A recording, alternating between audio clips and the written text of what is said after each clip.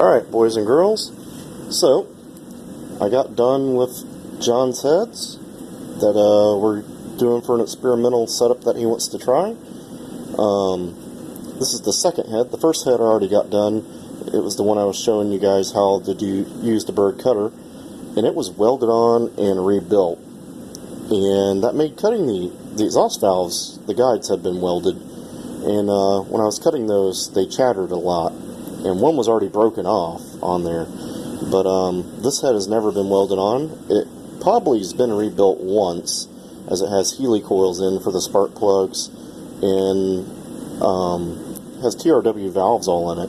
But this one cuts so much nicer, being that it wasn't welded on before. The tool cut much better on this head, and everything's just easier and better on this one. The valve job was still good on it. I just lapped the valves in just because, but the valve job was good.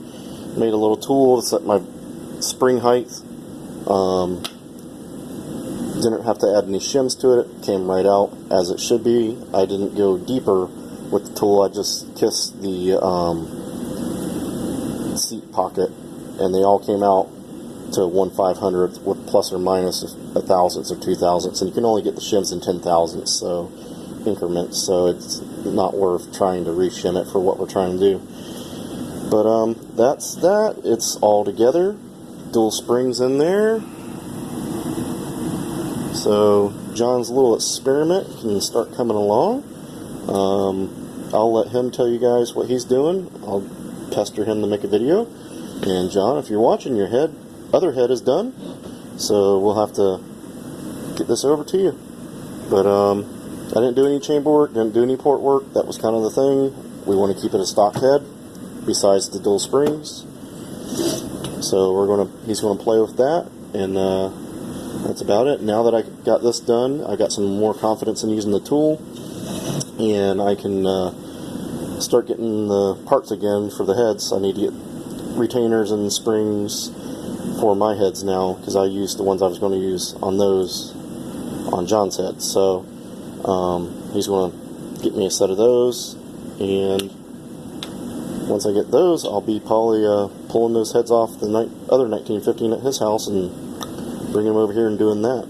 I'll probably clean up, I did port work on those, so I'll probably clean up the port work on those CB heads, just make them look a little fresher. But that's about it, boys and girls. Thanks for commenting and liking and subscribing. Got new subscribers out there. Thank you guys. We'll be getting this going together here. So once I get the heads done, this thing will come apart, and I'll take it to the machine shop and get the case boarded out from 94s. And we're going to use the C95 cam. So it'll be a 1915 with 40x35 valve heads, home ported, and a counterweighted chromoly crank, lightweight flywheel. It's going to have the CBN and out pump again. I don't think I'm going to put a full flow board. I should, but I probably won't, just because I have the pump set up and the hoses are all set up on this car for the in and out pump.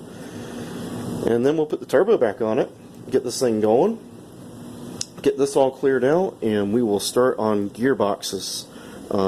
Taking this one over here, seeing what's usable in that, and taking the one that's underneath all this garbage over here, which is a 388 single side cover trans, and swap ring and pinions.